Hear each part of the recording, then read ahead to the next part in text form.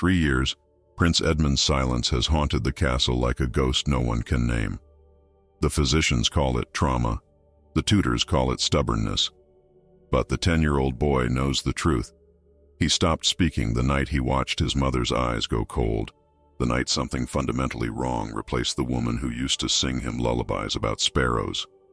Everyone tells him he's confused, that grief has twisted his memories. But Edmund knows what he saw. He knows the woman wearing His mother's crown is a stranger, and his silence is the only weapon he has in a world where speaking the truth could get him killed. Then a desperate peasant woman appears in the throne room, begging for work, her hands trembling and her face impossible. She has his mother's exact features, his mother's voice, his mother's eyes filled with a grief so raw it looks like love torn apart by time. When she sees Edmund, she mouths a single word that detonates in his chest like a cannonball. Remember. And suddenly, the carefully constructed lies holding the kingdom together begin to crack, revealing a conspiracy so devastating that the truth might destroy everyone Edmund loves. Because the woman on the throne isn't who she claims to be. The peasant woman carries secrets that could topple a kingdom.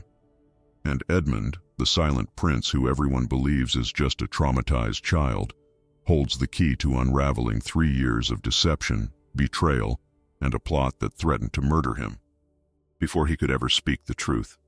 But in a castle full of traitors where even whispers can be deadly, can one voiceless boy and 2 women with the same face survive long enough to expose the monsters hiding behind crowns and smiles? The clock is ticking, and Edmund is about to discover that some silences are survival and some truths are worth dying to speak. The boy's scream never came out. It died somewhere between his chest and his throat 3 years ago, the exact moment he watched his mother's eyes glaze over with something he couldn't name, something wrong, something that made his small hands go cold, even though the fire in the grand hall blazed hot enough to make the tapestries ripple. He was 7 then, young enough to believe mothers stayed forever, old enough to know when someone stops being who they were. She bent down to kiss his forehead that night, and her lips felt like ice against his skin. When she pulled back, her smile was perfect, too perfect, like a portrait. That looked right until you noticed the painter forgot to add light to the eyes. Prince Edmund never spoke again. Now 10 years old, he sits rigid in the throne room beside his father, King William, whose beard has gone gray in patches that weren't there before. The king's hand rests on Edmund's shoulder with a weight that feels more like an anchor than comfort. Every Tuesday, villagers come to petition for grain, for justice, for mercy. And every Tuesday, Edmund counts the stones in the floor to avoid looking at the woman who wears his mother's face. She sits on the other throne, her posture regal, her gown the deep blue his mother favored. She even wears the silver circlet with the 3 sapphires that his real mother used to take off every night and place on her bedside table while humming a lullaby about sparrows. But this woman, this queen, never hums. She smiles graciously at the petitioners, nods at appropriate moments, but Edmund has memorized the differences. His mother used to tap her left foot when anxious. This woman keeps both feet perfectly still. His mother had a small scar above her right eyebrow from a childhood fall. This woman's skin is flawless there. The guards announce the next petitioner, and Edmund's spine goes rigid. A young woman enters, thin as a reed, her patched dress the color of mud, and her hair covered with a worn cloth. She keeps her eyes down, but even from across the vast hall, Edmund notices her hands. They're trembling, clutching a small bundle wrapped in linen. She walks with the careful steps of someone who knows the ground might open beneath her at any moment. When she reaches the base of the throne platform, she drops into a clumsy curtsy, nearly losing her balance. A few courtiers snicker behind jeweled fans. "Speak your petition," the king says, his voice tired in the way stone becomes tired after centuries of rain. The young woman's voice comes out barely above a whisper. "Your Majesty, I come seeking work. Any work. I can clean, I can mend, I can work in the kitchens from dawn until—" "The castle has sufficient staff," the queen interrupts smoothly, her tone kind but dismissive. "Perhaps try the merchants' quarter. They always need—" The woman's head snaps up, and Edmund's heart stops. Not from fear, but from recognition so visceral it feels like someone reached into his chest and squeezed. Her face, the curve of her cheekbone, the exact shade of her eyes somewhere between honey and forest floor, the way her mouth turns down slightly at the corners, even when she's not frowning. His mother's face, not similar, not reminiscent, identical. The bundle slips from the woman's grasp, and as she scrambles to catch it, Edmund sees her left hand. And there, on her ring finger, is a pale band of skin, lighter than the rest. The unmistakable mark of a ring worn for years and recently removed. The throne room tilts. Edmund grips the armrests of his chair so hard his knuckles turn white. He wants to scream, wants to run down the steps and grab this woman and demand answers, wants to point at the queen beside his father and shout that she's wrong. She's all wrong. Can't anyone else see it? But his voice stays buried under 3 years of silence, and all he can do is stare as the woman, this impossible, devastating woman, finally retrieves her bundle and tucks it back against her chest like a secret. "Please," she says again.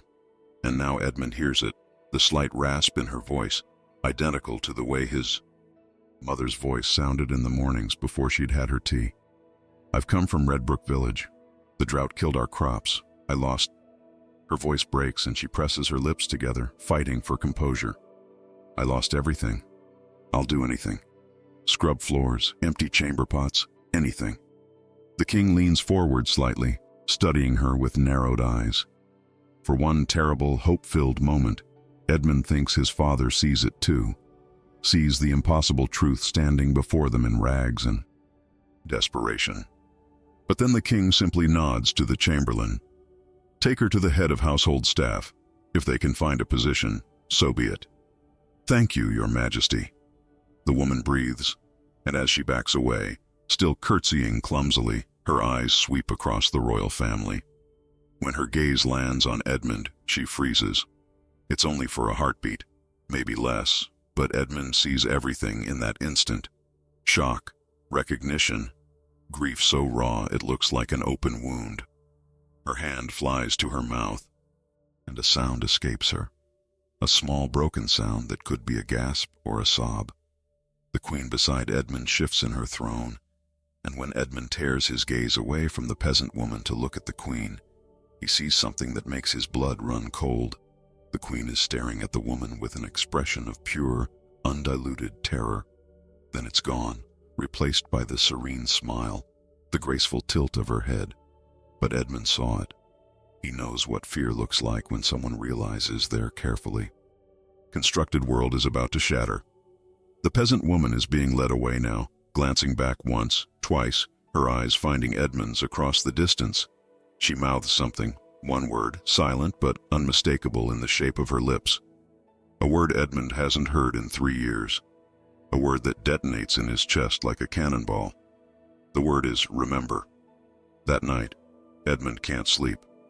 He lies in his bed with its heavy velvet curtains and counts the questions hammering against his skull. Who is, she? Why does she look exactly like the woman in his memory? Why did the queen look afraid? And most terrifying of all, what if the past 3 years of silence, of suffocating doubt, of thinking perhaps he'd imagined the wrongness, what if it was all real? What if his instincts, dismissed by every adult around him as childish confusion, were right all along? He touches his throat, feels the muscles there, imagines sound forming and breaking free after so long trapped inside. But fear holds him captive. Fear of what speaking might unleash, fear of what truth might destroy. Outside his window, storm clouds gather over the castle, turning the moonlight sickly and pale. Edmund wakes to the sound of rain hammering against stone, each drop like a fingernail tapping insistently against his consciousness. His sheets are damp with sweat despite the morning chill seeping through the castle walls. He lies perfectly still, staring at the canopy above his bed, and notices something peculiar.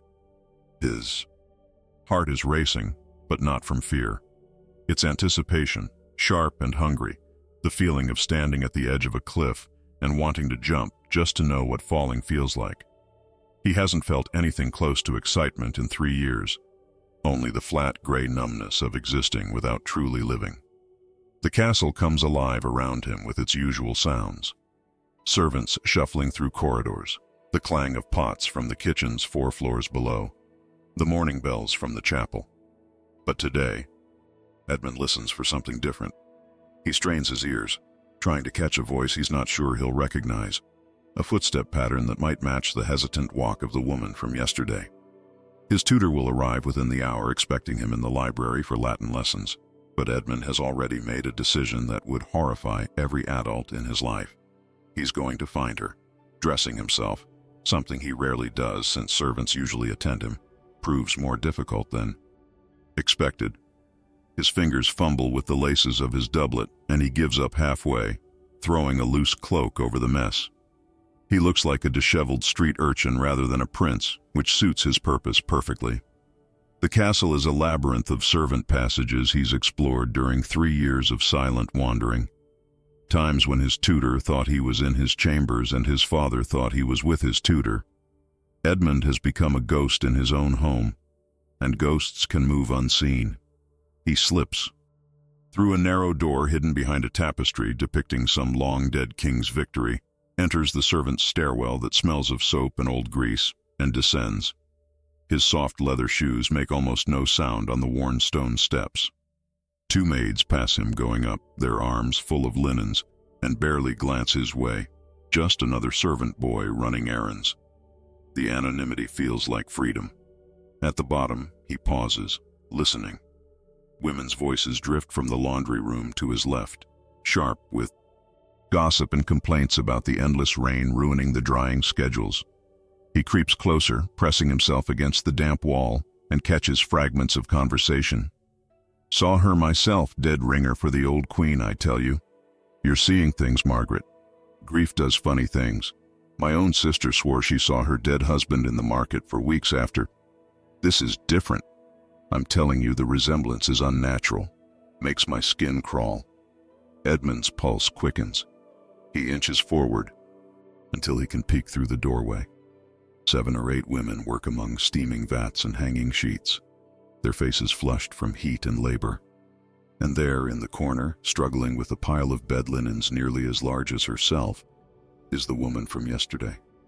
She's been given a rough servant's dress, gray and shapeless, and her hair is tied back with a strip of cloth, but nothing can disguise the elegance of her bone structure, the way she holds herself with unconscious grace even while doing menial work.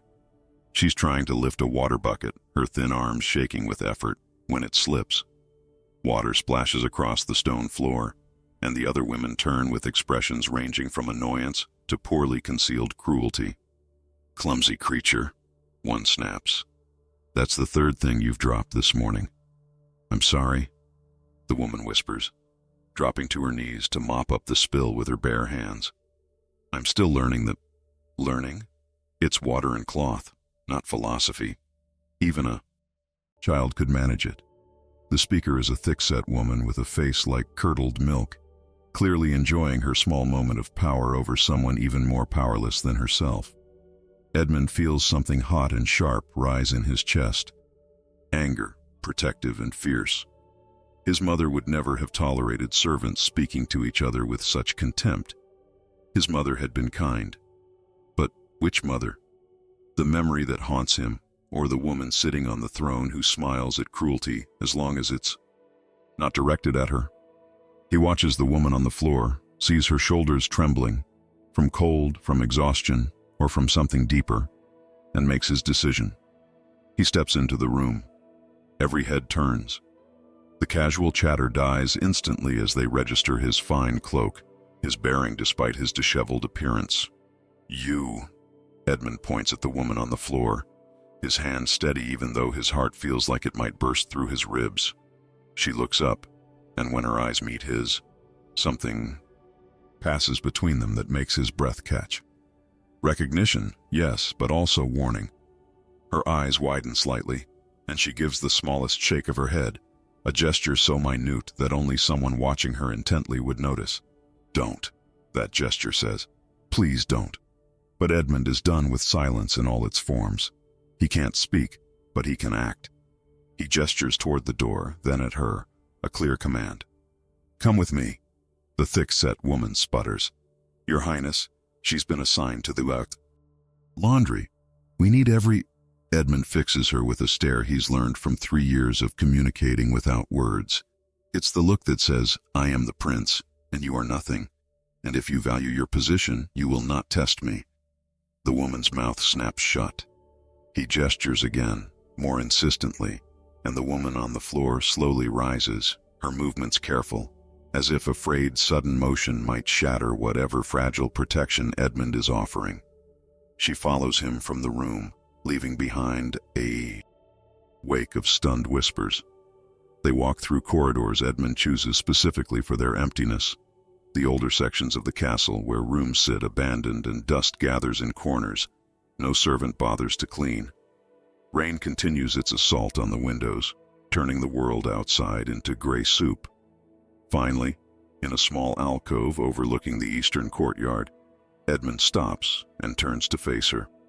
Up close, the resemblance is even more devastating. Every detail of her face matches his memories, with such precision that it feels like looking at a living portrait. She's breathing hard, her hands clasped together so tightly her knuckles have gone white. "You shouldn't have done that," she whispers, her voice rough with emotion. "They'll wonder. They'll ask questions." Edmund reaches into his pocket and pulls out the small writing tablet and charcoal he always carries, his only method of communication with the world. He writes quickly, his hand shaking. "Who are you?" She reads it, and her eyes fill with tears that don't fall, as if she's forgotten how to let them. "Someone who should have stayed away," she says. "Someone who's made terrible mistakes. Someone who—" Her voice breaks, and she presses her hand to her mouth, a gesture so achingly familiar that Edmund feels something crack inside his chest. His mother used to do that exact movement when she was trying not to cry. He writes again, faster, more desperate. "You look like her, like my mother." The woman's face crumbles, and this time the tears do fall, silent and fast. "I know," she breathes. "God help me, I know." She reaches out as if to touch his face, then stops herself, her hand hovering in the air between them like a question. "You've grown so much. Your eyes, you have your father's eyes, but your mother's—" She stops abruptly, as if realizing she said too much. Edmund's mind races. How would a simple peasant from a drought-stricken village know what his mother's anything looked like? He writes, "Tell me the truth." "The truth will destroy everything," she says, and her voice carries the weight of someone who's already watched their world burn once and can't bear to light another match.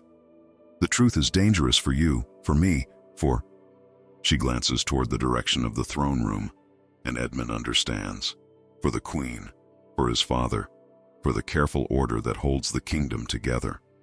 "Please," the woman begs, and now she does touch him, her hand cold against his cheek.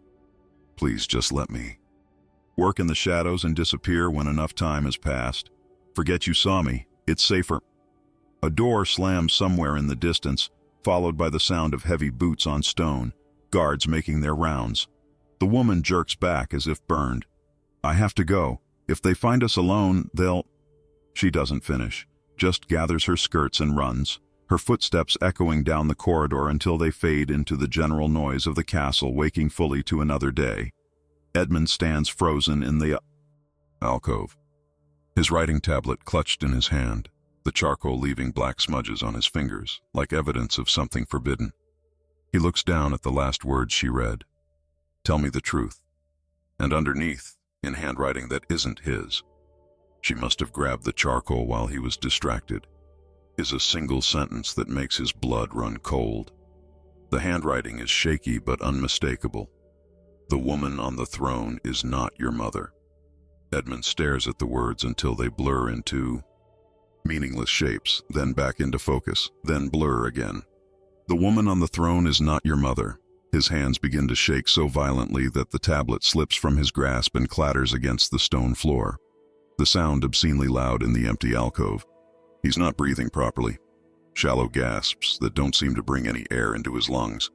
For 3 years, he's carried the weight of knowing something was wrong, of being dismissed as a traumatized child who couldn't accept his mother's changed demeanor after some unnamed tragedy. The castle physicians called it melancholia. His tutors called it stubbornness. His father called it grief. But Edmund knew. He knew with the certainty of bone-deep instinct that the woman wearing his mother's crown was a stranger. Now he has proof, written in desperate handwriting by someone who knows the truth. But proof changes nothing if he can't speak it aloud. His voice remains locked behind the wall he built 3 years ago when his world stopped making sense. He retrieves the tablet with trembling fingers, tucks it inside his cloak, and forces himself to move. His tutor will be searching for him by now, and unexplained absences draw attention he can't afford. Not yet. Not until he understands what he's stumbled into. The Latin lesson passes in a fog. Edmund sits at the great desk in the library, while Master Philip drones on about declensions and conjugations, his voice a dull buzz like insects trapped against glass. Edmund copies sentences mechanically, his hand forming letters his brain doesn't process. Across the room, rain streams down the tall windows, distorting the view of the gardens into watercolor smears. He keeps seeing the peasant woman's face, the way her hand had trembled when she touched his cheek, the raw grief in her eyes that looked like love worn down to its sharpest edge. When the lesson finally ends, Edmund escapes to the one place in the castle where he can think. The old chapel tower. Abandoned since the new cathedral was built 5 years ago. The spiral staircase is narrow and dark, the stone steps worn smooth by centuries of feet. At the top, a small room with arched windows opens onto a view of the entire castle grounds. Edmund comes here when the silence inside his head becomes too loud, when he needs to feel small against something larger than his confusion. Today, he finds he's not alone. The Queen stands at the eastern window, her back to him, her blue gown pooling around her feet like spilled ink. Edmund freezes, his foot halfway to the next step, ready to retreat. But she speaks without turning. "I thought I might find you here." Her voice is measured, controlled, the voice she uses in court when weighing judgments. "You've been coming to this tower for 2 years now. Did you think no one noticed?" Edmund's heart hammers against his ribs. He wants to flee, but something keeps him rooted. Perhaps it's the strange quality in her voice, an edge of something. That might be fear or might be resignation. She turns slowly, and in the gray light filtering through dirty glass, her face looks older than he remembers. There are lines around her mouth that weren't there before, shadows under her eyes that makeup can't quite hide. "You saw her yesterday," the Queen says, and it's not a question. "The woman from the petition. You saw her and you knew." Edmund's breath catches. He reaches for his tablet, but the Queen shakes her head. "Don't. I don't need you to write it. I can see it in your eyes. You've always had expressive eyes. Too expressive for court politics." She moves closer, and Edmund notices she's clutching something in her left hand, worrying it between her fingers like a prayer bead. "Do you know why you stopped speaking 3 years ago? Your father thinks it was shock from your mother's sudden change. The physicians think it's some malady of the mind. But I know the truth. You stopped speaking because you realized I wasn't her." The admission hangs in the air between them like smoke. Edmund feels his knees weaken and he grabs the wall for support. The Queen, the imposter his mind supplies with vicious clarity, continues, her voice dropping to barely above a whisper. "I'm going to tell you something that could get us both killed. Not because I'm noble or brave, but because that woman's appearance has forced my hand. You need to understand what happened, or you'll do something reckless that will destroy more lives than you. Can't imagine." She gestures to the floor, and they both sit, an absurd tableau, a false queen and a mute prince on the dusty floor of an abandoned tower while rain drums overhead. "My name is Catherine," she begins, and Edmund notices she pronounces it with a slight accent, something foreign, barely detectable under years of practiced speech. "I'm your mother's cousin, third removed, from her mother's side. We grew up together in Ashford before she married your father. We looked similar as children, but as we grew, she touches her own face as if surprised to find it there. We became nearly identical. Same height, same coloring, same features. People often mistook us for sisters. Edmund writes quickly, "Why are you here? Where is she?" Catherine's face contorts with something that looks like pain. 3 years ago, there was a plot. Members of the Privy Council, allied with Lord Blackwood of the Northern Territories, decided your father was too weak in his foreign policy. They wanted to force his hand toward war with the Eastern Kingdoms, conflicts that would benefit their trade interests and land holdings. Your mother discovered the conspiracy. She was always clever, always listening in places people thought were empty. When she threatened to expose them, they threatened her in return, but not with her own life. They threatened you. Edmund's blood turns to ice. He writes with shaking hands, "Threatened to kill me." "Worse," Catherine whispers, "they threatened to make." It looked like your mother had done it. They had a physician in their pocket, poison that mimics natural illness, a plan to destroy her completely, strip her of everything, make her watch you die, then execute her as a murderess. She would lose you and her honor in one stroke. Catherine's voice breaks, and she wipes her eyes with the back of her hand. She came to me in the middle of the night, desperate and terrified. She begged me to take her place just for a few weeks while she gathered evidence against the conspirators from outside the castle. She thought if she disappeared, they'd believe they'd won, lower their guard. She could return with proof, expose them, and reclaim her life. Edmund writes frantically, "But she never came back." "No." Catherine's voice is hollow. "Something went wrong. I don't know what. She was supposed to send word within a fortnight, then a month, then 3 months. Nothing. I was trapped in a role I never wanted, terrified every day that someone would notice the small differences, that the conspirators would realize the real queen had escaped. I've been walking a knife's edge for 3 years, trying to protect you the only way I knew how, by maintaining the illusion so completely that no one would question it." Edmund's mind reels. He writes, "The conspirators, are they still here?"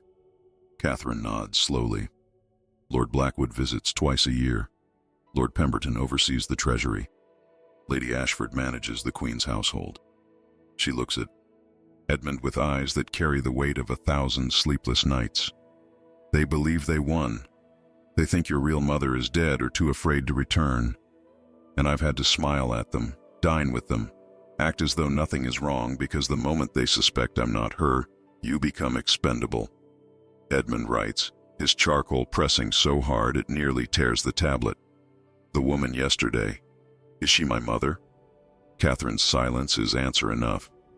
She stands, walks back to the window, and stares out at the rain-soaked kingdom. "I don't know," she finally says. "I haven't seen your mother since the night she left. That woman, if it's truly her, is so changed I almost didn't recognize her myself. But her eyes when she looked at you..." Catherine turns back and tears stream down her face. Those were a mother's eyes, broken, but still full of love. Edmund stands too, his legs unsteady. He writes one more question, the most important one. "What happens now?" "Now?" Catherine laughs, but it's so... a sound without humor, brittle and sharp. "Now we're all in danger. If the conspirators realize she's here, they'll eliminate her before she can speak. If your father discovers the truth about me before we have proof of the conspiracy, he could have me executed for treason and you'd lose the only protection you have. If that woman truly is your mother and she tries to reclaim her place without evidence..." She doesn't finish, but Edmund understands. The kingdom would tear itself apart. Catherine moves toward the stairs, then pauses. "There's something else you should know. The night your mother left, you woke up. You saw us together, saw 2 women with the same face. She held you and told you she loved you, and you cried and asked why she had to go. She said..." Catherine's voice cracks. She said, "Sometimes love means leaving so the ones we love can live." Then she gave you something, a wooden sparrow, carved by her father before he died. You held it every night for weeks. Do you remember?" Edmund's hand flies to his chest. to the small lump under his shirt where he keeps the wooden sparrow on a leather cord. He's worn it for 3 years, never taking it off, never questioning why it comforted him. His fingers close around it now, and the wood is warm from his body heat, smooth from years of unconscious touching. He pulls it out, stares at the simple carving, and for the first time in 3 years, he feels something break loose in his throat. Not words, but a sound, a small desperate cry that escapes before he can stop it. Catherine looks at him with profound sadness. "She's alive, Edmund. Your real mother is alive and she's here. But whether we can save her, whether we can save any of us..." Thunder crashes outside, so loud it rattles the windows. Catherine descends the stairs quickly, leaving Edmund alone with his wooden sparrow and a truth that changes everything. Below, somewhere in the vast machine of the castle, his real mother scrubs floors and empties chamber pots, and the people who tried to destroy her walk free. Edmund clutches the sparrow until its edges bite into his palm and makes a silent vow. Somehow he will find a way to make this right. Edmund doesn't sleep that night. He lies in his enormous bed staring at the canopy overhead, turning the wooden sparrow over and over in his hands until the familiar grooves feel like they're carving themselves into his palms. Every creak of the castle settling sounds like footsteps. Every gust of wind against the windows sounds like whispered warnings. His mind churns through Catherine's revelations, picking them apart, examining them from every angle like a jeweler searching for flaws in a gemstone. 3 years of silence suddenly make terrible, perfect sense. He hadn't stopped speaking because of trauma or grief. He'd stopped because his child's instinct knew that words were weapons. And in a castle full of conspirators, even an innocent question from a prince could get someone killed. Dawn comes gray and reluctant, the sun hidden behind clouds that look like they've forgotten how to break apart. Edmund rises, dresses himself again in the simple clothes that let him move through servant spaces unnoticed, and sets out to do something that terrifies him more than facing armed knights or angry kings. He's going to speak to his mother, not Catherine, who wears the crown out of desperate loyalty. His real mother, who scrubs pots in the scullery and probably believes her son has forgotten her face. Finding her proves harder than expected. The castle employs over 200 servants, and they flow through the corridors like water, never still, always moving toward the next task.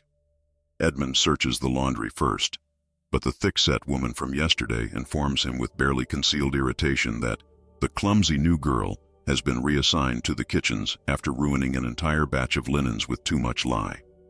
Edmund's jaw tightens at the casual cruelty in the woman's voice, but he nods and moves on. The kitchens are chaos incarnate, a massive vaulted room filled with smoke and steam, the air thick with the smell of baking bread and roasting meat. At least 30 people work here, chopping vegetables, stirring pots, hauling water, their movements a choreographed dance perfected through years of routine. Edmund spots her almost immediately, tucked in the farthest corner near the cold storage, her hands red and raw from scrubbing a massive iron pot that looks like it hasn't been properly cleaned in months. She's thinner than she was even 2 days ago, her cheekbones sharp under skin that's lost the healthy glow he remembers from childhood. It strikes him with physical force. His mother, who once wore silk and commanded servants with gentle authority, is now the lowest of the low, given the worst tasks, invisible to everyone around her. He approaches slowly, aware that kitchens have eyes and ears everywhere, that gossip spreads here faster than fire through dry wood. When he's close enough to touch her shoulder, he stops and simply waits. She senses his presence after a moment and turns, her hands still dripping soapy water, her face exhausted beyond measure. When she sees it's him, something flashes across her features, joy quickly smothered by fear. She glances around frantically, checking who might be watching, then gestures with her chin toward a small door that leads to the herb garden. Edmund understands and follows at a distance, counting to 30 before slipping out after her. The garden is overgrown from days of rain, the herbs beaten down and muddy, the paths slick with fallen leaves. She stands near a trellis thick with dead vines, her arms wrapped around herself as if trying to hold her body together through sheer will. When Edmund appears, she moves quickly behind the trellis where they're hidden from the kitchen windows, and for a long moment they just stare at each other. Up close, Edmund catalogues every detail of her face. The tiny scar on her left eyebrow that Catherine lacks. The exact placement of the freckle near her ear. The way her right eye is fractionally smaller than her left. Details he's carried in his memory like precious stones. "You shouldn't keep seeking me out," she whispers, her voice rough with emotion and unshed tears. "It's dangerous for both of us. If they realize who I am..." Edmund pulls out his tablet and writes quickly. "I know everything. Catherine told me about the conspiracy, about why you left." His mother's face drains of color. She reaches out to steady herself against the trellis, and Edmund sees her hands are shaking so badly she can barely grip the wood. "Catherine," she breathes. She's been pretending to be me for 3 years?" The revelation seems to hit her like a physical blow. She slides down to sit on the wet ground, heedless of the mud soaking into her dress. Oh God, what have I done to her? To you? To everyone?" Edmund sits beside her, close enough that their shoulders touch, and writes, "What happened? Why didn't you come back?" His mother's face crumples. "Everything went wrong from the start. I thought I could gather evidence quickly, but the conspiracy ran deeper than I knew. I managed to get letters, documents proving Lord Blackwood's treason, but before I could return..." She stops, swallowing hard. "I was betrayed. Someone I trusted, someone I thought was helping me, sold me out to Blackwood's men. They found me in a village 3 days' ride from here. They didn't kill me, that would have been too obvious, but they made sure I could never come back." Edmund writes, "How?" She pulls back her sleeve, revealing a brand on her inner forearm, a crude symbol that Edmund recognizes with sick horror as the mark given to criminals sentenced to permanent exile. Anyone bearing that mark who returns to the kingdom can be executed on sight without trial. "They held me down in a blacksmith's forge and burned it into my skin while I screamed," she says, her voice flat and dead. "Then they threw me across the border into the contested lands where the law doesn't reach. They told me if I ever tried to return, they'd kill you. Not me, you. They said they had eyes everywhere, that the moment I stepped foot in the kingdom, you'd have an accident. So I stayed away. I found work where I could, survived however I could, and every single day I thought about you." Edmund's vision blurs with tears he can't stop. He writes, "But you came back. The drought," she explains.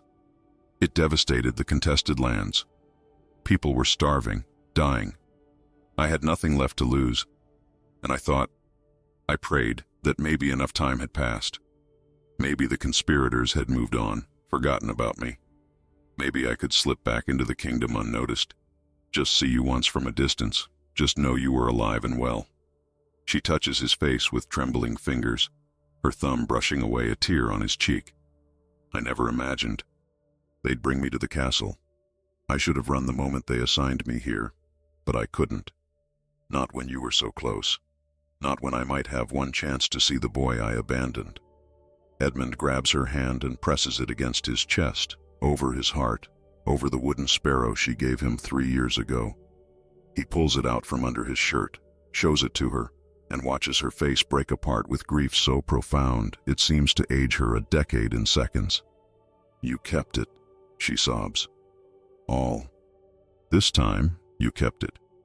She pulls him into an embrace so tight it hurts, and Edmund feels her whole body shaking with the force of suppressed sobs. She smells like lye soap and kitchen grease, nothing like the lavender oil she used to wear, but underneath it all is something unchanged, some essential scent of mother that his body recognizes even if his mind struggled to believe. They stay like that until Edmund feels her start to pull away, and he panics. He grabs his tablet and writes, frantically, "Don't leave again, please. We can fix this. We can expose them." She shakes her head, despair written in every line of her face. "How? I have no proof anymore. The documents were destroyed when they caught me. It's my word against theirs, and I'm a branded criminal. Who would believe me? The moment I reveal myself, they'll have me arrested and executed, and then they'll come after Catherine for impersonating the Queen. We're trapped, Edmund. All of us. Edmund writes with shaking hands. Then we find new proof. There must be something. Letters, witnesses, anything. Edmund, she starts, but he cuts her off by writing more forcefully. I won't lose you again. I won't. His mother stares at the words, then at him, and something shifts in her expression. The defeated despair recedes slightly, replaced by a spark of something that might be hope or might be desperation. Edmund can't tell which. If we do this, she says slowly, if we try to fight them, we put everyone in danger. Your father, Catherine, you most of all. These men have already proven they'll do anything to protect their interests. They'll kill us without hesitation. Edmund writes one word, worth it. His mother's laugh is half sob. You've become so brave. When did that happen? When did my little boy, who was afraid of thunderstorms, become someone willing to face down traitors? She wipes her eyes, straightens her spine slightly, and for just a moment, Edmund sees a flash of the queen she used to be. Regal, determined, fierce. If we're going to do this, we need to be smart, careful.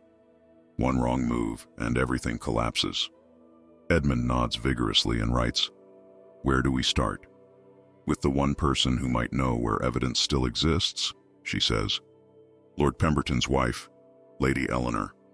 Before I left, she tried to warn me about the conspiracy, but I didn't understand her hints until too late. If she's still alive, if she hasn't been silenced, she might be able to help us. She stands, helps. Edmund to his feet, and suddenly they're two people with a purpose instead of two people drowning in impossible circumstances. But we have to be patient. We can't rush this. Can you do that? Can you keep pretending everything is normal while we plan? Edmund writes, I've been pretending for 3 years. I can pretend a little longer. His mother smiles for the first time, and it's like watching the sun break through storm clouds. She touches his face one more time, memorizing it, then forces herself to step back. Go. If someone sees us together too often, they'll ask questions. I'll find a way to contact you when it's safe. She turns to leave, then stops and looks back. Edmund, I never stopped loving you. Not for 1 second. Even when I thought I'd never see you again, you were the reason I kept breathing. Edmund wants to respond, wants to tell her he loves her too, wants to say all the things that have been locked inside him for 3 years. But his voice still won't come, so he does the only thing he can. He pulls the wooden sparrow from around his neck and holds it out to her. She stares at it, understanding the gesture immediately. He's giving back the promise she made 3 years ago, showing her he believes she'll keep it this time. She takes it with trembling hands, clutches it to her chest, and Edmund sees her mouth the words, "Thank you," before she slips back into the kitchen, leaving him alone in the rain-soaked garden. That's when Edmund hears it, a subtle scrape of boot on stone from somewhere behind the garden wall. Someone was listening. Someone heard everything. Edmund's blood turns to ice as he realizes they've just made their first catastrophic mistake. Edmund's instincts scream at him to run, to chase down whoever was listening. But 3 years of enforced silence have taught him something valuable. Panic is a luxury he cannot afford. Instead, he forces himself to walk calmly back toward the kitchen entrance, his heart slamming against his ribs so hard he's certain anyone looking at him will see it trying to escape his chest. He counts his steps, focuses on breathing, on appearing like nothing more than a prince who wandered into the garden for fresh air. But his mind races through terrible calculations. How much did the listener hear? Enough to understand his mother's identity? Enough to piece together the conspiracy? Enough to get them all killed? He makes it 3 corridors deep into the castle before a hand shoots out from a shadowed doorway and yanks him sideways with surprising strength. Edmund stumbles into what appears to be a storage room filled with ancient furniture draped in cloth, and his first instinct is to fight, to scratch and kick and make enough noise that someone will come. But then he sees who grabbed him, and the fight drains from his body, replaced by confusion so complete it feels like vertigo. Lady Eleanor Pemberton stands before him, her elegant gown dusty from the storage room, her usually perfect hair slightly disheveled, and her face twisted with an expression Edmund has never seen on any adult directed at him. Raw, undiluted terror mixed with desperate determination. "Don't scream," she whispers urgently, though Edmund couldn't scream even if he wanted to. "I know you can't speak, but please just listen. Listen and understand that I'm risking my life and yours by being here right now." She's breathing hard, her hands shaking as she grips his shoulders. "It was me. I was in the garden. I heard everything." Edmund's blood turns to ice, then to fire. He tries to wrench away from her grip, but she holds firm, stronger than her delicate appearance suggests. "Wait, please, Edmund, just wait." Her voice cracks with urgency. "Your mother mentioned my name. She told you I tried to warn her 3 years ago. That's true. It's all true. And I've been living in hell ever since, watching those monsters walk free while she—" Lady Eleanor's voice breaks, and tears stream down her face, ruining the powder that covers skin gone pale with stress. "I thought she was dead. They told us all she was dead. And my husband, God help me, my husband helped them do it." Edmund stops struggling, his mind spinning. He pulls out his tablet with shaking hands and writes, "Your husband is one of them?" "He's the worst of them," Lady Eleanor says, and her voice carries the hollow quality of someone who's had to live with unbearable knowledge for too long. "Blackwood planned it, but my husband executed it. He managed the finances, bribed the right people, arranged for the documents to be stolen and destroyed. I discovered his involvement by accident, found letters in his study that made my blood run cold. When I tried to confront him, he—" She touches her left wrist unconsciously, and Edmund notices a faint discoloration there, the ghost of an old bruise. "He made it clear what would happen if I spoke to anyone. He said I'd disappear just like the Queen, and no one would question it. Because wives die in childbirth all the time, even ones who aren't pregnant." Edmund writes furiously, "Why tell me now? Why not 3 years ago?" "Because 3 years ago, I was a coward," Lady Eleanor says, and the self-loathing in her voice is palpable. "I convinced myself that staying silent kept me alive, that I couldn't help the Queen if I was dead too. But really, I was just afraid. I chose my own survival over doing what was right, and I've hated myself every single day since." She releases Edmund's shoulders and paces the small space, her movements agitated, caged. But now she's back. Against all odds, against all logic, she's alive and she's here. And if I don't help her this time, if I let my cowardice win again, I might as well be one of the conspirators myself. Edmund studies her face, searching for deception, for any sign this might be a trap. But all he sees is a woman who's been carrying an impossible weight and has finally decided to set it down, consequences be damned. He writes, "What do you know? What can you prove?" Lady Eleanor's eyes light with something that might be hope or might be vindication. "More than they think. My husband believes I'm a decorative fool who pays no attention to his business. He has no idea I've been copying his correspondence for 2 years, hiding documents, collecting evidence piece by piece. I have letters proving the conspiracy, financial records showing bribes paid to castle guards and physicians, even a draft of the order they gave to have your mother branded and exiled."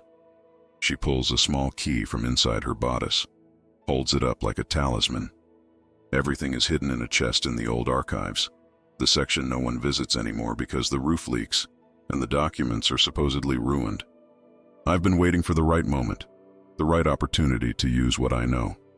But I'm one woman with a violent husband and no legal standing. Alone, I'm nothing.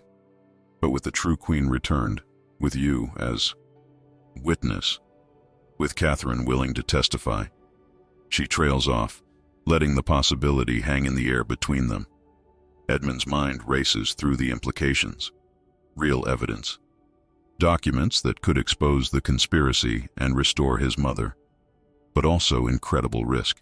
If Lady Eleanor is discovered, if her husband suspects she's betrayed him, they'll all be dead before they can act. He writes, "When can we get the documents?" "That's the problem," Lady Eleanor says, and fear creeps back into her voice. My husband is hosting Lord Blackwood for a visit starting tomorrow.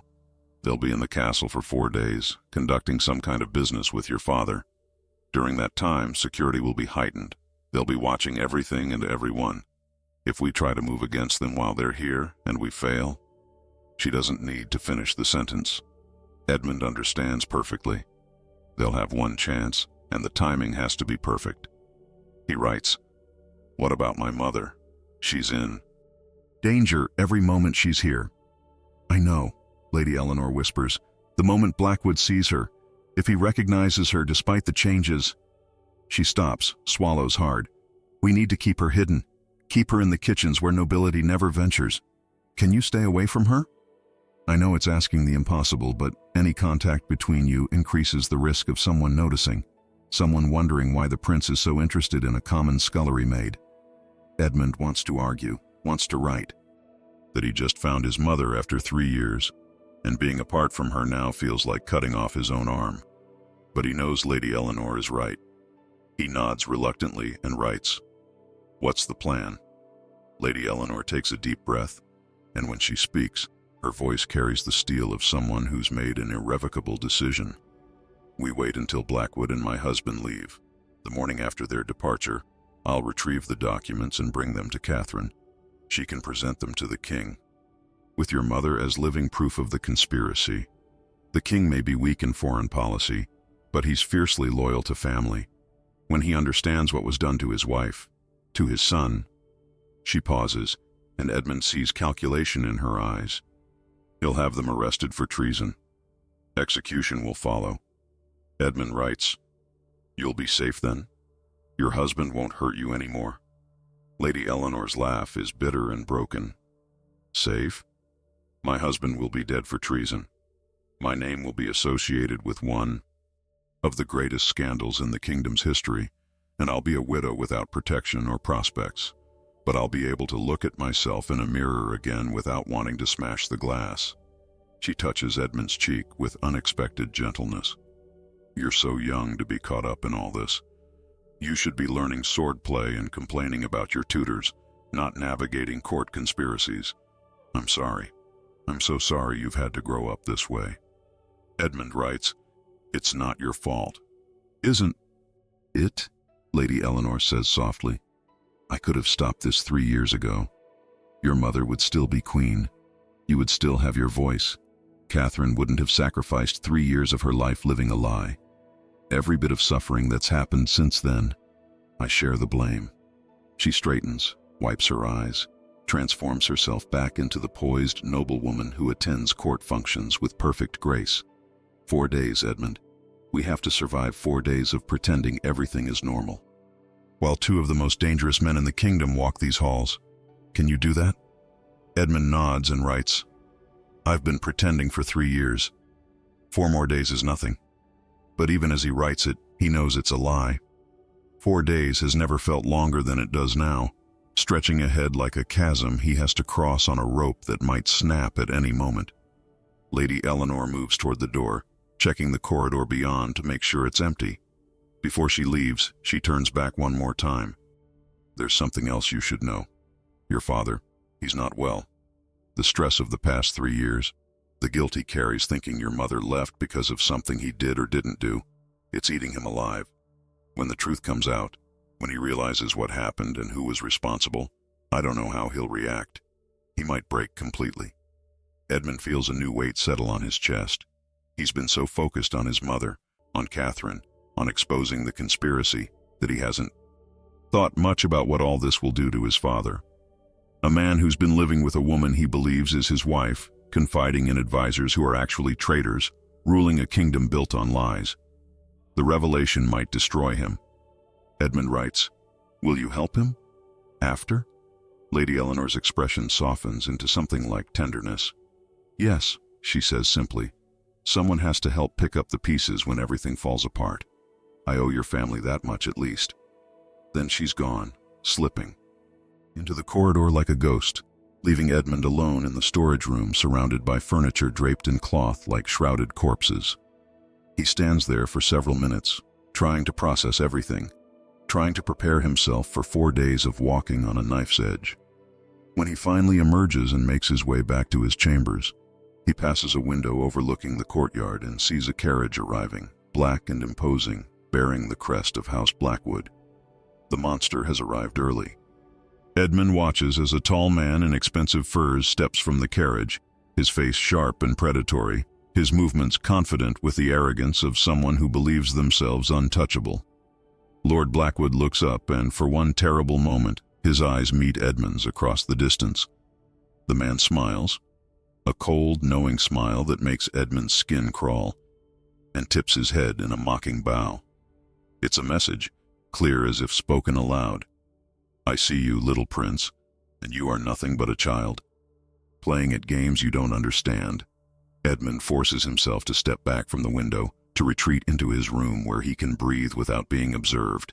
4 days suddenly feels like an eternity, and the rope he's walking on feels thinner than thread. The feast that night is an exercise in sustained torture. Edmund sits at the high table between his father and Catherine, forcing himself to eat food that tastes like ash, while Lord Blackwood holds court 3 seats down, his laughter too loud, his stories too animated, his presence sucking the air from the room like a fire-consuming oxygen. Lord Pemberton sits beside his wife, and Edmund watches with sick fascination as Lady Eleanor plays her role flawlessly, the dutiful spouse who laughs at her husband's jokes, who touches his arm with apparent affection, who shows no sign that beneath her silk gown she carries the key to his destruction.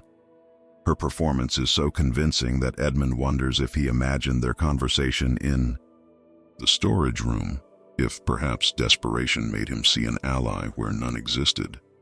Then her eyes meet his across the table for the briefest moment, and he sees it, the microscopic tightening around her mouth, the way her smile doesn't quite reach her eyes, the tension in her shoulders that no one else would notice unless they were looking for it. She's terrified, and she's brilliant.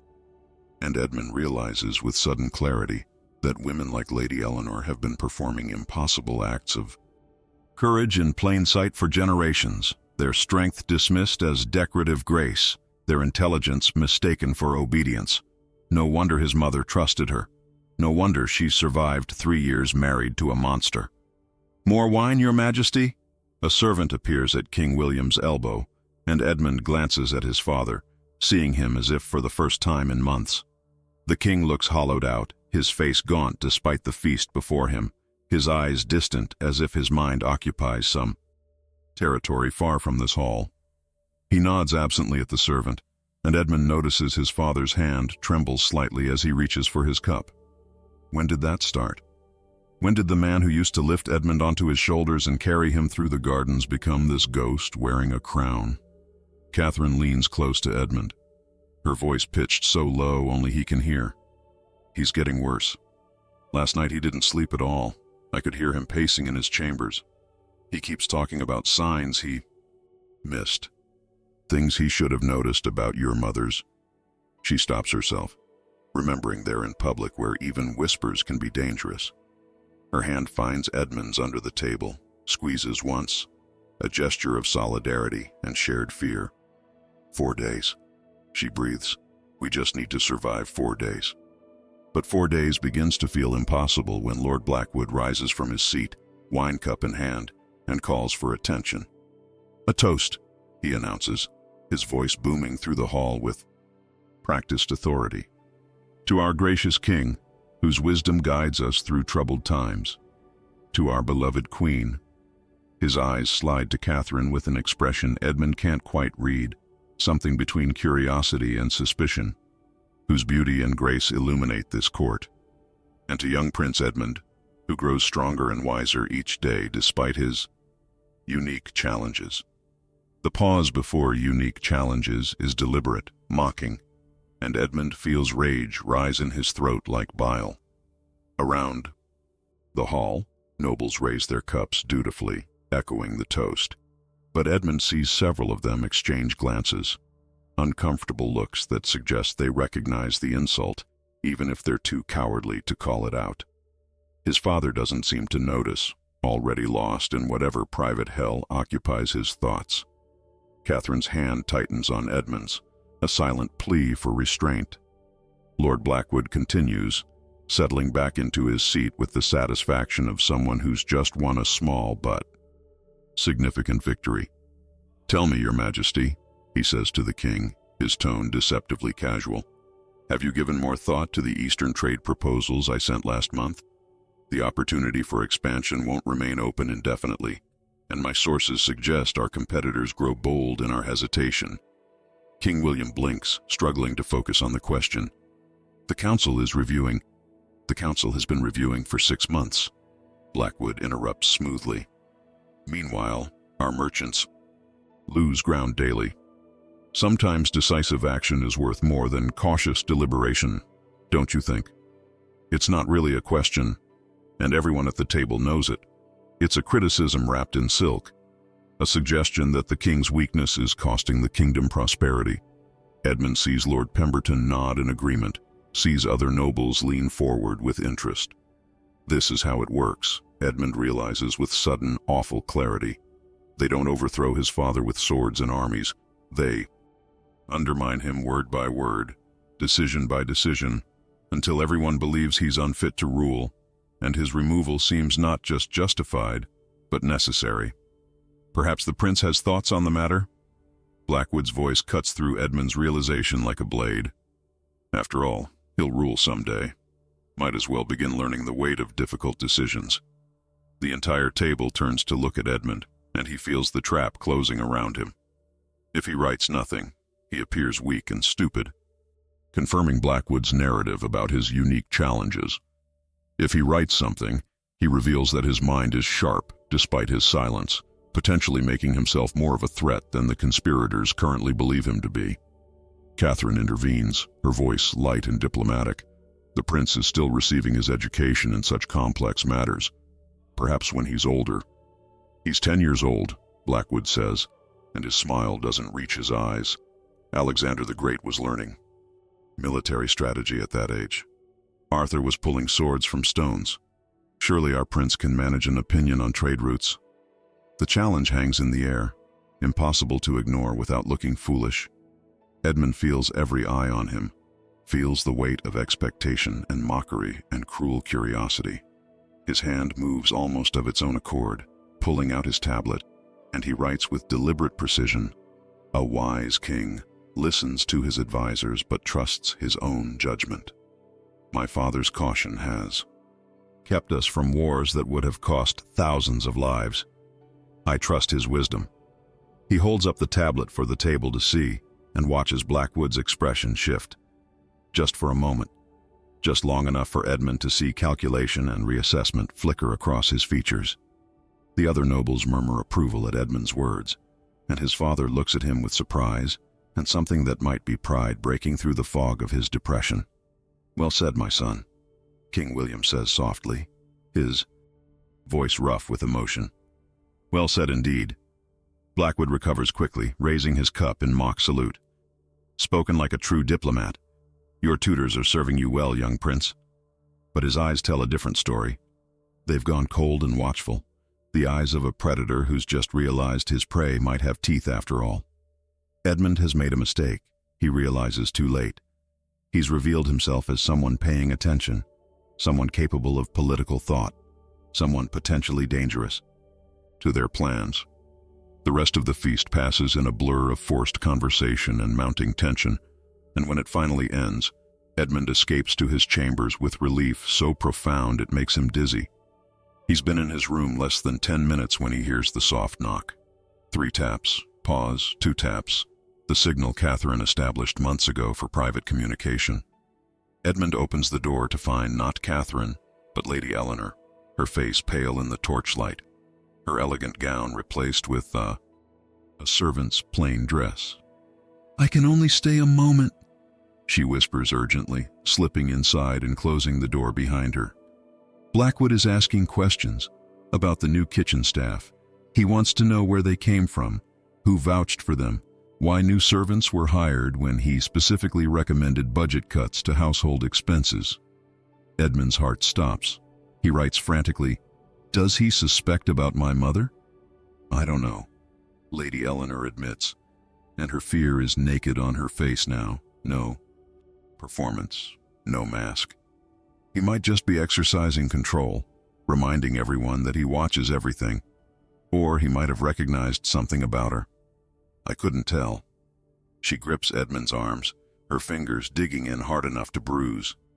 We need to move up the timeline. We can't wait 4 days. If he identifies her, if he realizes who she is, he'll have her killed before morning. I'm going to get the documents tonight. Edmund writes, too dangerous. If you're caught, if I'm caught, I'm dead. Lady Eleanor interrupts. If I do nothing and your mother is discovered, she's dead, and I have to live with letting her die twice. I'll take my chances with action over cowardice. She moves toward the door, then pauses. If I'm not in the Great Hall for breakfast tomorrow, if you don't see me, it means something went wrong. Tell Catherine everything. Tell your father. Make them believe you. Promise me, Edmund. Promise me their deaths won't be for nothing if I fail. Edmund grabs her hand and writes with shaking fingers, You won't fail. Lady Eleanor's smile is heartbreaking in its sadness. Your faith is beautiful and probably misplaced, but thank you for it anyway. She slips out into the corridor, and Edmund stands frozen, listening to her footsteps fade into the general noise of the castle settling for the night. He should sleep, should rest while he can, but instead he finds himself at his window, staring out at the darkness beyond the castle walls. Somewhere in this massive structure, his mother sleeps on a straw mattress in the servants' quarters, unaware that her life hangs by a thread that might snap at any moment. Somewhere, Lady Eleanor creeps through abandoned archives, gathering evidence that could save them all or condemn her to execution. Somewhere, Lord Blackwood plans his next move in a game Edmund barely understands, but is somehow central to. The wooden sparrow. No, he gave it back to his mother, he remembers. His hand moves to his chest where it used to. Rest finds only bare skin beneath his nightshirt, and the absence feels like prophecy. He should pray, but Edmund stopped believing in merciful gods the night his world split in two and no one but him noticed. Instead, he makes a different kind of vow, silent and fierce, to whatever power might be listening. If Lady Eleanor dies trying to save his mother, if this all falls apart and the monsters win again, he will not stay silent anymore. He will find his voice, even if it kills him, and he will scream their crimes until the kingdom has no choice but to hear. The night stretches ahead, endless and full of terrible possibility, and Edmund doesn't sleep at all. He watches the darkness, waiting for dawn, knowing that when the sun rises, everything will either begin to heal or shatter beyond all repair. Dawn breaks ugly and gray, the kind of morning that feels less like a beginning and more like the world admitting defeat. Edmund hasn't moved from his window, his body stiff from hours of standing, his eyes burning from refusing to blink in case he misses something crucial happening in the courtyard below. The castle comes alive in stages. First, the kitchen staff hauling water and stoking fires, then the stable boys leading horses out for exercise, then the guards changing shifts with the mechanical precision of men who've performed the same ritual 1,000 times. Edmund scans every face, searching for his mother's features among the servants, but the distance is too great. The figures too small and indistinct. The breakfast bell rings and Edmund's stomach clenches with dread so intense it feels like someone's fist is wrapped around his intestines. He forces himself to dress properly this time, to look like a prince who has nothing to hide, no secrets gnawing at his bones. His hands shake as he fastens his doublet, and he has to try 3 times before the clasps cooperate. When he finally makes his way to the great hall, his legs feel disconnected from his body, moving without conscious thought, carrying him toward whatever horror or hope awaits. The hall fills slowly with nobles and their families, everyone taking their assigned places with the comfortable arrogance of people who believe the world exists to serve them. Edmund takes his seat at the high table and immediately searches for Lady Eleanor. Her chair sits empty. His heart lurches, then steadies when he sees her husband, Lord Pemberton, is also absent. Perhaps they're simply running late. Perhaps nothing is wrong. Perhaps Edmund's panic is premature. But as minutes pass and more chairs fill and theirs remain empty, the knot in his stomach tightens into something that feels like certainty. Catherine leans close, her voice barely audible. Where is she? She's never late for meals. It's too conspicuous.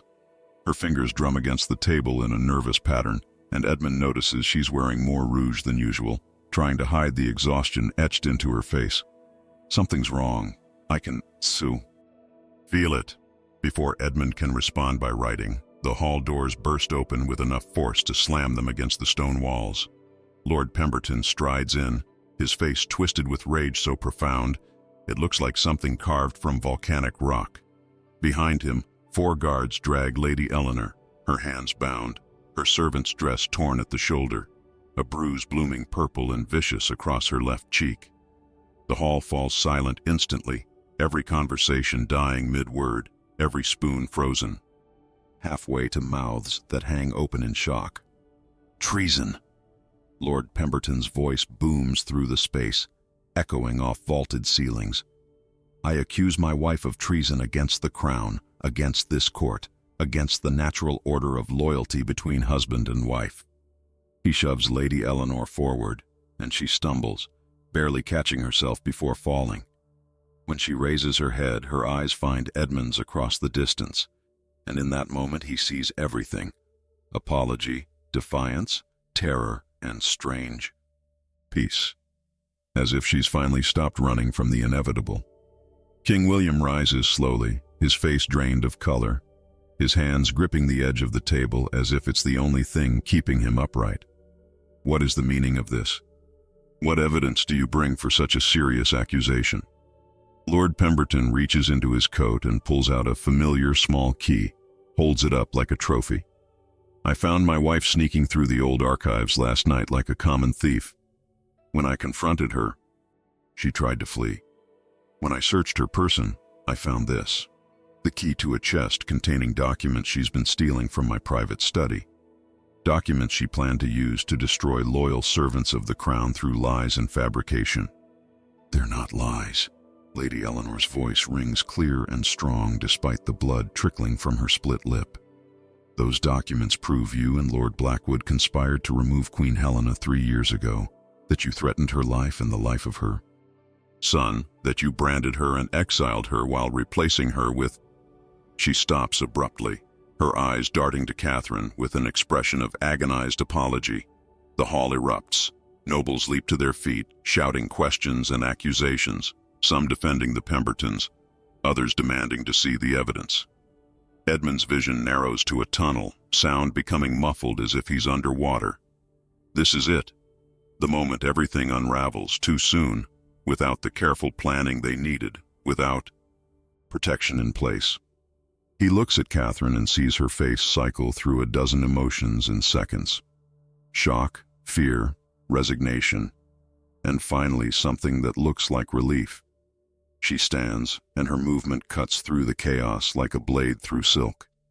She speaks the truth, Catherine says, her voice somehow carrying over the din. I am not Queen Helena. I am Catherine of Ashford, her cousin. 3 years ago, I agreed to take her place while she fled from those who threatened to murder her son, and frame her for the crime. I have lived this lie to protect Prince Edmund. I have worn this crown not from ambition, but from love for a woman who was my dearest friend. The silence that follows is absolute, so complete that Edmund can hear his own heartbeat thundering in his ears. His father sways on his feet, gripping the table harder, his knuckles white as bone. What? The word comes out broken, barely more than a whisper. What are you saying? Helena is... You're not... He can't seem to form complete sentences, his mind visibly fracturing under the weight of revelation. Lord Blackwood stands with deliberate calm, his expression carefully arranged into concern and confusion. Your Majesty, these women are clearly disturbed. Perhaps grief or madness has... Where are the documents? King William's voice suddenly cuts through sharp and clear, the voice of a man who's decided to either find truth or die trying. If such evidence exists, bring it forward now. Lord Pemberton's face flashes with something that might be panic before settling back into righteous anger. The documents are forgeries, Your Majesty. My wife has been unwell, suffering from delusions. These papers she collected are nothing but... The chest is in the East Archives, Lady Eleanor interrupts, speaking directly to the king now, ignoring her husband completely. Third row from the north wall, hidden behind the damaged ledgers from the grain shortage of '83. The key opens it. Inside you'll find letters bearing Lord Blackwood's seal, financial records of bribes paid to castle guards and physicians, and a signed order for your wife's exile and branding. Everything you need to see the truth. King William gestures sharply to his personal guard. Bring it, now. 4 men peel away from the walls, moving with purpose toward the archives. The wait is excruciating, minutes that stretch like hours while the hall remains frozen in tableau, everyone afraid to move or speak and break whatever. Spell is holding disaster at bay. Edmund watches his father's face and sees something dying there, the last remnants of the man he used to be burning away to reveal either something stronger or something broken beyond repair. The guards return carrying a small wooden chest, ornate but water-damaged, its lock still intact. They place it before the king, and the sound of wood meeting stone is loud as thunder. King William takes the key from Lord Pemberton's unresisting hand. The lord has gone pale, his earlier confidence evaporating, and opens the chest with trembling fingers. He pulls out papers, unfolding them one by one, his eyes scanning text that seems to physically wound him with each word. His breathing becomes ragged, harsh, and when he looks up, his face has transformed into something terrible to behold. "Is this your seal?" he asks Lord Blackwood, his voice deadly quiet, holding up a letter. "Is this your handwriting?" Blackwood's mask finally slips. "Your Majesty, you must understand, we acted for the good of the kingdom. Your policies were weakening us, making us vulnerable to... Is this your seal?" The king's roar shakes the rafters, and Blackwood flinches. "Answer me." "Yes." The admission comes out flat, and Blackwood seems to deflate slightly, calculating odds, weighing options. But the Queen was becoming a liability. She was preparing to undermine necessary military action to... "You threatened my son." King William's voice has gone quiet again. More dangerous than his shout. "You planned to murder my child and blame my wife. You took her from us. You let me believe..." His voice breaks, and he looks at Catherine with eyes full of betrayal and confusion and desperate need to understand. 3 years. You pretended for 3 years. Why didn't you tell me? Why didn't you? Because we would all be dead, Catherine says simply. Including Edmund. Including you, probably. Once they found a way to make your death look natural. I did what I had to do to keep your son alive. Edmund can't stay silent anymore, not in voice but in action. He pulls out his tablet and writes in large letters, holding it up for the entire hall to see. My mother is here, in this castle, working in the kitchens. She came back. The words hit like a physical blow. King William staggers, actually loses his footing, and 2 guards rush to support him. Helena is alive? The hope in his voice is painful to hear, fragile as spun glass. She's here? She came back to... us. Fetch her, the king commands, and his voice carries the authority of someone who's remembered he has power, who's decided to use it. Bring me every servant who's been hired in the past week, now. Guards scatter in multiple directions, and the wait is agony. Edmund's entire body vibrates with tension, with fear that somehow his mother won't be among those brought forward, that she'll have disappeared again, that this moment of potential salvation will transform into another loss. But, Then the doors open and servants file in, confused and frightened, and among them is his mother, still wearing her stained kitchen dress, her hands red from washing, her face bewildered until she sees the king. Their eyes meet across the hall, and Edmund watches his father's face crumble completely. Helena. King William breathes, and it's prayer and curse and question all at once. He takes 1 step toward her, then another, then he's running. The king actually running through his own hall like a common man, and when he reaches her he falls to his knees before her, this woman in rags who used to be his queen, and sobs like something essential inside him has finally broken beyond pretense. The great hall has transformed into something Edmund has never witnessed, a space where the carefully maintained facades of power have shattered completely, leaving only raw human emotion bleeding across stone floors. His father remains on his knees before his mother, his hands clutching the rough fabric of her servant's dress as if it's the only real thing left in a world gone mad. She stands frozen, her face cycling through shock and longing and fear, her hands hovering above his head as if she wants to touch him but has forgotten she has permission. Around them, the assembled nobles watch with expressions ranging from horror to fascination to carefully calculated neutrality, already deciding which side of history they want to claim they were on all along. "Is it really you, King Su?"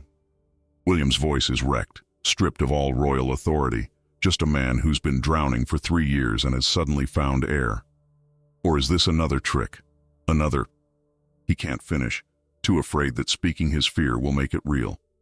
His hands move from her dress to her arms, her shoulders, her face, touching her as if he needs physical proof that she's solid, present, alive. "It's me," Helena whispers, and her voice breaks on the words. "William, I'm so sorry. I never wanted to leave. I never wanted any of this. They said they'd kill Edmund if I stayed, they said." Her own words strangle in her throat as 3 years of suppressed grief comes flooding out. She drops to her knees so they're level, so she can look him in the eyes. "I thought I was protecting him. I thought if I disappeared they'd have no reason to hurt him. I didn't know about Catherine. Didn't know she'd sacrifice herself to—" "3 years," the king interrupts, and now anger bleeds into his grief. 3 years. I thought you'd abandoned us, that something I'd done or failed to do had driven you away. 3 years I blamed myself, questioned every decision, every word, wondering what I'd missed. And you were alive. You were suffering alone while I—" He stops, looks at Catherine, who stands apart from them, her face carefully blank. "While I lived with your cousin, while I confided in her, trusted her, while I—" The implication hangs unspoken but devastatingly clear. The emotional intimacy he shared with Catherine, believing she was his wife. The betrayal cuts both ways now, a blade with edges that wound everyone it touches. Catherine's voice is steady despite the tears streaming down her face. "You did nothing wrong, William. Neither did Helena. We were all victims of men who valued power over human lives."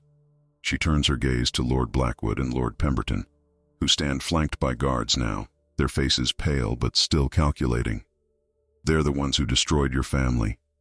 They're the ones who should answer for this." Lord Blackwood finally speaks, his voice stripped of its earlier charm, replaced with cold pragmatism. "We did what was necessary for the kingdom's stability. The Queen was interfering with essential trade negotiations, undermining military preparedness. Her removal was regrettable, but you threatened to murder a child." King William rises slowly, helping Helena to her feet, his hand never leaving hers as if afraid she'll vanish if he lets go. "You tore my family apart. You made me live a lie for 3 years. You let me grieve a woman who was alive. You—" His voice rises to a roar that echoes off the stone walls. "You will be tried for treason. You will face justice for what you've done. Guards, take them to the dungeons." "You're making a mistake," Pemberton says as guards seize his arms. "The Eastern kingdoms will see this as weakness. Your hesitation has already cost us strategic advantages. Without our guidance, the kingdom will survive without traitors whispering poison in my ear," King William interrupts, and there's steel in his voice now, the authority of a man who's remembered how to rule. "Take them away." As the guards drag Blackwood and Pemberton toward the doors, Edmund notices Lady Eleanor still standing where she was left, her bound hands held before her, her face exhausted beyond measure. The king notices too, his expression softening. "Release her. Lady Eleanor, you've shown more courage than anyone in this hall. You have my gratitude and my protection." A guard cuts her bonds, and Lady Eleanor sags with relief so profound she nearly collapses. Catherine moves to support her. These two women who've sacrificed everything to protect what they loved, holding each other up while the world rearranges itself around them. Edmund watches them and feels something shift in his chest. The tight band of silence that's held him captive for 3 years loosening slightly, as if truth emerging has created space for his own voice to return. But it doesn't. Not yet. His mother's eyes find him across the distance, and she moves toward him with steps that start hesitant and become urgent, desperate. When she reaches him, she drops to her knees again so they're eye level, and her hands frame his face with a gentleness that makes his eyes burn. "My boy," she breathes. "My beautiful boy. You've grown so much. You look so much like—" Her voice catches. "Can you forgive me? Can you understand why I—" Edmund doesn't write, doesn't reach for his tablet. Instead, he throws his arms around her neck and holds on with the strength of 3 years of missing her, and she wraps him in an embrace so tight it drives the air from his lungs, and neither of them cares. She smells different, no lavender oil, no expensive soaps. But underneath is still the scent memory that's lived in his bones since infancy. She's thinner, harder, marked by suffering in ways that show in the tension of her shoulders and the calluses on her hands. But she's alive. She's real. She came back. When they finally separate, Edmund pulls out his tablet and writes with shaking hands, "I never forgot you. I knew something was wrong. I knew she wasn't you." Helena reads it, and her face crumples. "You knew. Even as a child you knew, and no one believed you. That's why you stopped speaking, isn't it? Because the world stopped making sense, and the adults around you insisted you were wrong about what you saw with your own eyes." She touches his throat gently, reverently. "Your voice is still in there. It's just been waiting for a world that makes sense again. It'll come back when it's ready." The king approaches them slowly, and Edmund sees how his father has aged, not just in appearance, but in the way he carries himself, as if the weight of 3 years of deception has compressed his spine. "Edmund," he says, and his voice is gentle, seeking permission. "May I?" He doesn't finish, but Edmund understands. He nods, and his father joins their embrace, the 3 of them forming a knot of family that's been torn apart and inexpertly stitched back together. The seams still visible, the scars still raw. "What happens now?" Helena asks after a long moment, her voice muffled against the king's shoulder.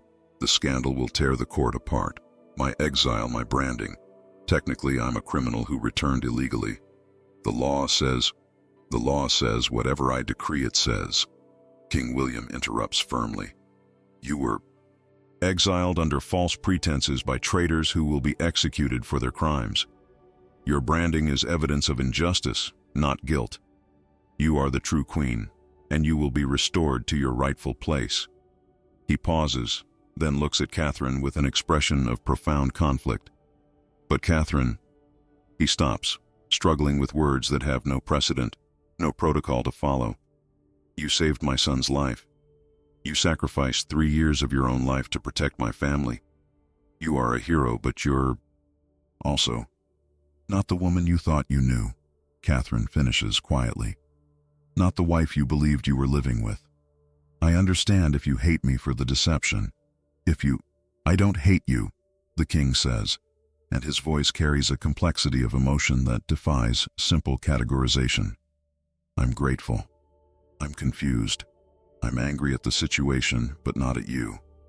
I don't know what I feel, honestly, except that you deserve better than to disappear into obscurity after what you've done." He looks. Between Helena and Catherine, these 2 women with the same face who've both shaped his life in ways he's still processing. "You'll be given lands, a title in your own right, independence. You've earned that much at least." Catherine's smile is sad and understanding. "I think I'd like to go back to Ashford, actually. Somewhere quiet where I can remember who I was before I became someone else. But I'd like to visit sometimes, if that's allowed. I've grown rather fond of Edmund, and I'd hate to lose him completely after all this." Edmund writes quickly, "You saved me. Your family. Always." The simple declaration makes Catherine cry again, and Helena reaches out to take her cousin's hand, these 2 women who've shared an impossible burden finally able to set it down. "You're my sister in all the ways that matter," Helena says. "What you did, I have no words for that kind of love. Thank you doesn't begin to cover it. The hall has been slowly emptying as nobles flee the awkwardness of witnessing royal vulnerability, but Lady Eleanor remains, standing apart, her arms wrapped around herself. King William notices and gestures her forward. You also deserve recognition for your courage. What would you have of me? Name it, and if it's within my power, it's yours. Lady Eleanor's laugh is hollow. My husband will be executed for treason. I'll be a widow, associated forever with one of the greatest scandals in the kingdom's history. What I want is impossible. I want the past 3 years unmade. I want to have been brave from the start, instead of a coward who waited until the last possible moment. She wipes her eyes roughly. But since I can't have that, I'll settle for something simpler. Let me help rebuild what was broken. Let me work with Catherine and Helena to reform how we protect vulnerable people in this court. Let my penance be useful. Done, the king says without hesitation. You 3 will form a council with power to investigate abuses and recommend changes. If we're going to heal from this, we need to ensure it never happens again. The words should feel triumphant, like victory, but instead Edmund feels exhausted, wrung out, standing in the ruins of what used to be certainty. His mother is back, but she's not the same woman who left. How could she be? His father is broken in new ways. Catherine has given up 3 years she'll never get back. Lady Eleanor is free but scarred. They've won, but the victory tastes like ash and grief and complicated. Relief. Edmund writes one more message, shows it to his mother. When will my voice come back? Helena reads it and touches his cheek with infinite gentleness. I don't know, darling. Voices are strange things. They hide when the world is too dangerous, and they return when they're ready, when they believe they'll be heard and valued. Maybe tomorrow, maybe next month, maybe in a moment when you most need it. But it will come back, I promise. That night, Edmund lies in his bed, his mother in her old chambers, his father in his, the castle slowly adjusting to the new reality. Edmund touches his throat, tries to push sound out, but it's still locked, still waiting. He thinks about Catherine, about how she pretended to be someone else so thoroughly that even she started to forget where the performance ended and reality began. He thinks about Lady Eleanor, who lived with a monster and found courage in the last moments before it was too late. He thinks about his mother, who survived exile and branding and the loss of everything, and came back anyway. They're all so much braver than he is, and yet they keep telling him he's strong. Edmund falls asleep with that thought circling in his mind, and dreams of sparrows, wooden ones and real ones, flying away and coming back, their songs filling the silence. Somewhere in the dream, he opens his mouth and sound pours out. But when he wakes, his throat is still quiet. He doesn't know if his voice will return tomorrow or next year or ever. But for the first time in 3 years, the silence doesn't feel like a prison. It feels like a choice he's making, to wait, to heal, to trust that when the time is right, he'll have something worth saying. And when that moment comes, the whole kingdom will listen. Edmund's silence wasn't weakness. It was survival in a world that had stopped making sense. For 3 years, he carried the unbearable weight of knowing something was fundamentally wrong, while every adult around him insisted he was mistaken. His story asks us something profound. What do you do when you see the truth but no one believes you? When speaking up could cost you everything, but staying silent means living a lie. Catherine sacrificed 3 years of her life pretending to be someone else to protect a child who wasn't even her own. Lady Eleanor lived with a monster, watching injustice unfold daily until the moment she decided her conscience mattered more than her safety. And Helena, a mother forced to choose between staying with her son and keeping him alive, made the most devastating choice a parent can make, trusting that love sometimes means leaving so the ones you love can survive. Each of them found courage not in grand heroic moments, but in the quiet, terrifying decision to act when inaction would have been easier. This story reminds us that the bravest voices aren't always the loudest. Sometimes they're the ones that wait, that observe, that choose their moment with precision born from necessity. Edmund never got his voice back in this tale, at least not yet. But he learned something more valuable. That silence can be a choice, that healing happens in its own time, and that being heard isn't about volume. It's about having people willing to listen. So ask yourself, would you have had the courage to stand up like Lady Eleanor, knowing it might cost you everything?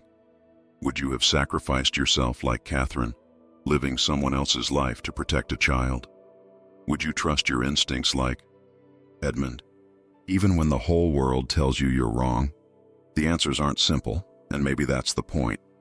If this story moved you, if it made you think about courage and sacrifice and the complicated nature of truth, please take a moment to like this video and share it with someone who needs to hear it. Subscribe to our channel for more stories that challenge, inspire, and remind us what it means to be human. Your support helps us continue bringing these tales to life. Thank you for listening, and remember, sometimes the most powerful thing you can do is trust what you know in your bones, even when no one else can see it.